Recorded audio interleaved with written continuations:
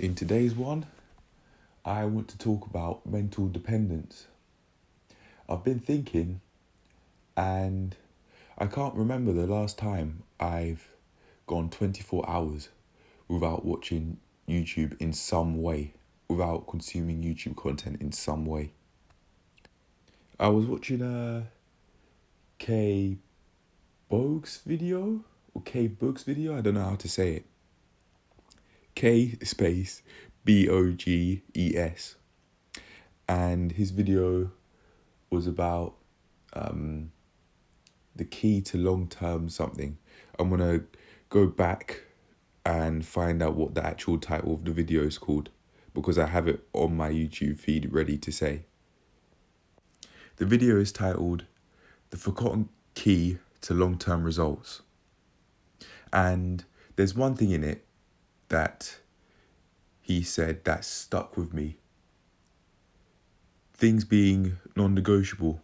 In the context of the video, it was about fitness being non-negotiable. I do that already because I'm doing the Plank Journey series, but I personally want to take that sort of way of thinking into undoing the YouTube consumption addiction that I've built over the years. I'd say that this started from a very young age, around 2013 maybe, back when I had my iPhone 3G. I think that's what it was called. Back when I had my iPhone 3.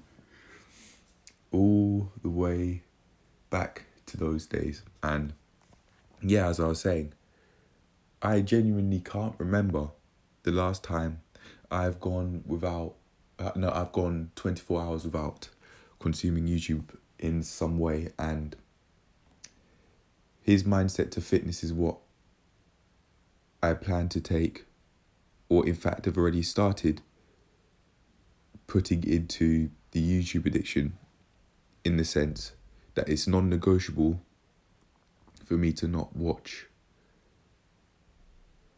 YouTube content. So I can't watch it, and that's final, basically.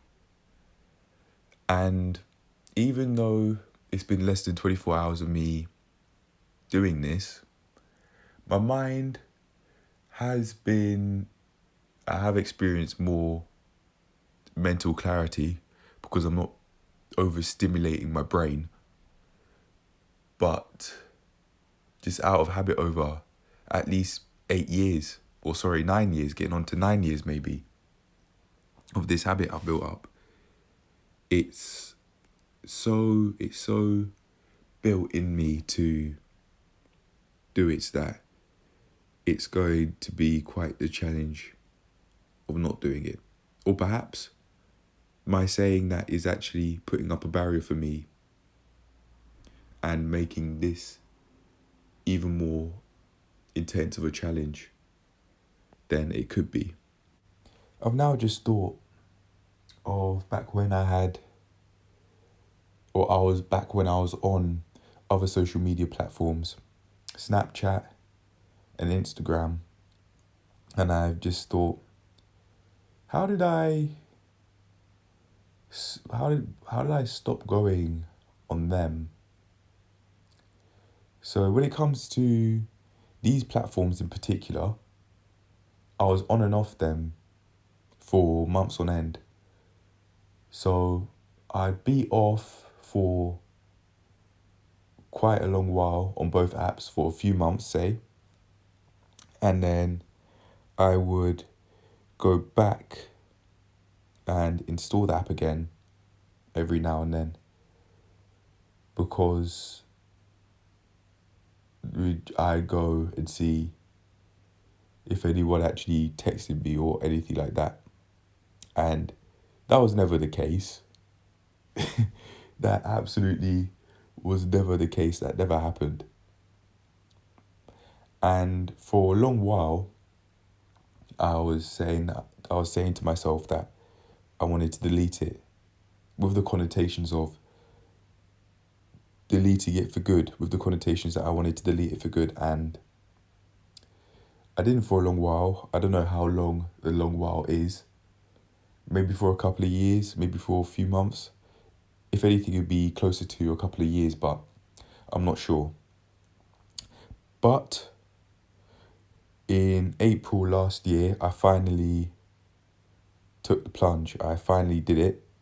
I deleted my main accounts of Snapchat and Instagram for good.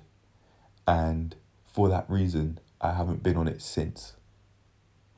I've never, since then, since April, I've never gone and installed the apps.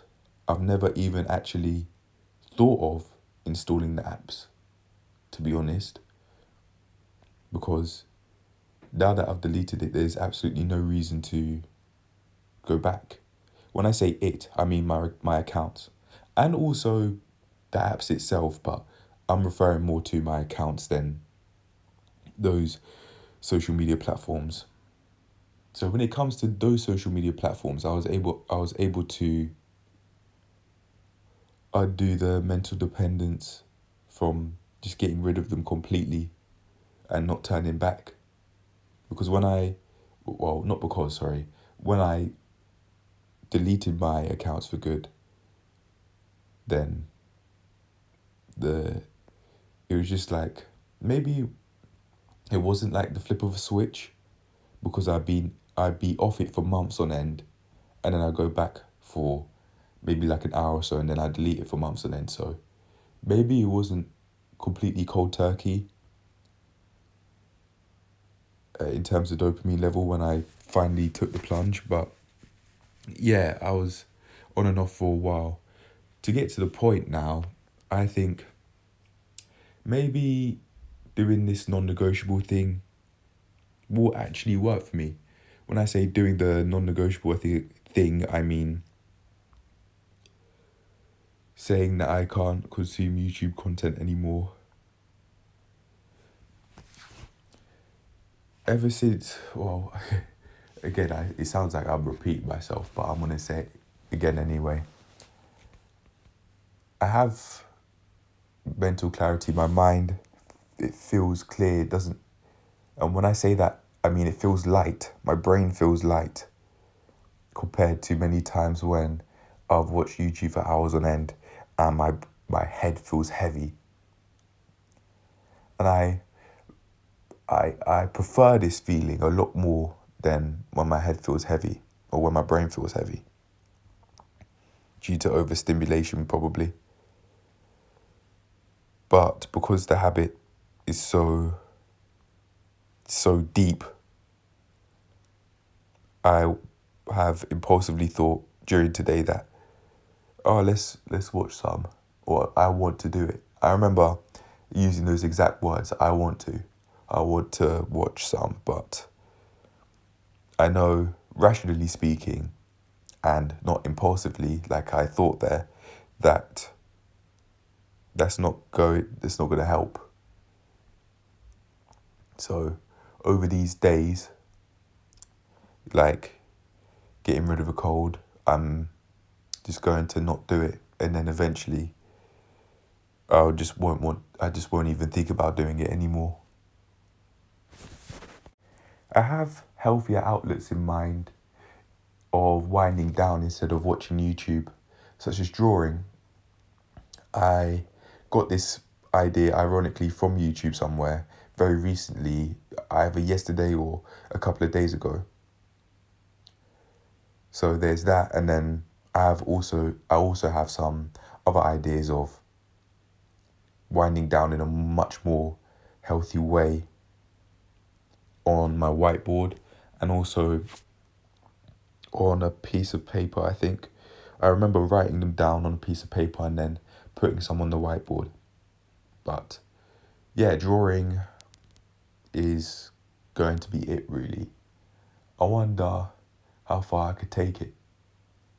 And that leads me on to another thing, actually, of how I'm going to undo this addiction I've created. and that's to try and, or no, not try, actually do and create new PRs in everything. New PRs in my physique, my how much I can lift on certain exercises like the bench, the downward cable fly, squat, lat pull down, you name it. So I want to achieve PRs, my physique, my lifting weights, my drawings, by drawing things that I've never been able to draw before. So basically, just up in the levels, basically. Also, another sort of PR I'd want to make is being able to do those impressive calisthenics exercises. Those being able to do more advanced exercises will be PRs for me. I have absolutely no idea if anyone out there can actually relate to what I've said today, but I hope that it can be helpful to other people out there other than just myself. Of course, one of the main aims, is to be able to improve myself on this journey, but I'd also like to be able to not help people, but prove to people that if they want to, they can do it themselves. And I think that is forevermore better and forevermore useful an option than being motivational. I don't want to be motivational to other people. What I want to do through this journey, when it comes to helping other people out, is to prove to them that when I say them, I mean you, the audience, the people watching, that if you really want to improve your life, you can do, and my story is going to be proof of that. When I think of people who are considered to be motivational speakers or people who are uploading motivational content onto YouTube, I think of it as entertainment, really. You watch it, you're like, oh, okay, yeah, nice, I'm inspired. Or more in reality for me, it would just go through one ear and then out of the other. And then I'd go right to the next video. That's what is my reality for me, not actually feeling inspired by those motivational speakers, honestly. So that's why I say I don't want to be motivational to people. I just want my journey to be proof that if people want to do it being improve their lives completely. My story is proof of that.